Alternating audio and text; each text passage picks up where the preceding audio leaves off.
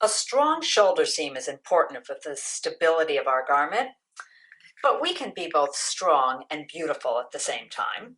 So I'm going to show you how I seam my shoulders, and it makes one uninterrupted column of stitches that's very beautiful but also strong. I'm going to begin by putting my tapestry needle right through the center of the last stitch. So you can see there's one column of V's, and there's the final column of V's, and I'm going to put my needle right through the center of that edge stitch. And it's the only time I'm going to do that. After that, what I'm looking for is the skinny part of the V. So if you take a look here, you can see these V's right there. So what I want to look for is the bottom of the V, and I want to put my needle underneath both legs at the bottom, doink, of that V. I'm going to go right at the bottom of it. And after that, once I get that, from here on in, I'm always going to put the needle in back where it came from. Let me just get that tail out of the way. There we go. So from now on, the seaming method is always going to be put the needle exactly where that yarn is coming out, back where I came from, under the skinny part of the V. And I'm going to repeat. Back where I came from, under the skinny part of the V. Now you'll notice with the blue yarn, I'm making another V, exactly continuing this column of stitches.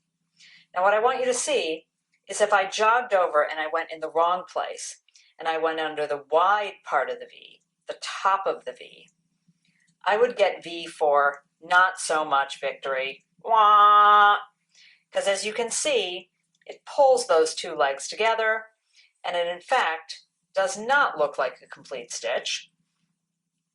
And I really love a both strong but beautiful seam, so I like to continue the line of stitches. So back where I came from, under the skinny part, back where I came from, under the skinny part, and what you're going to see is another column of stitches emerging.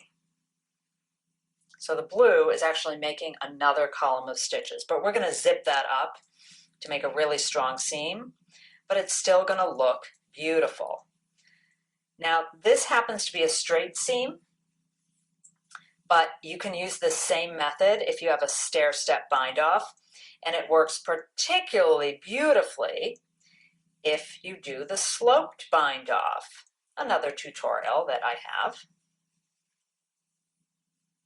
So here we are almost at the end, and let's take a look at whole stitch over here. This is my final whole stitch over on this side. Final whole stitch over on this side, both legs of the V. And what I'm going to do to complete it, so you can actually see, yes, that completes the V, is I'm going to go back in where I came from into that half stitch.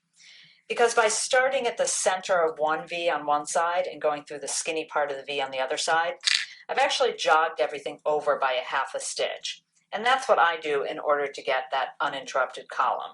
But look what happens. Here's the fun part. I zip. And that is a strong, strong shoulder seam, but that looks beautiful. Look at that. Beautiful uninterrupted column of stitches.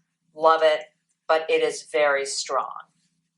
Strong but beautiful.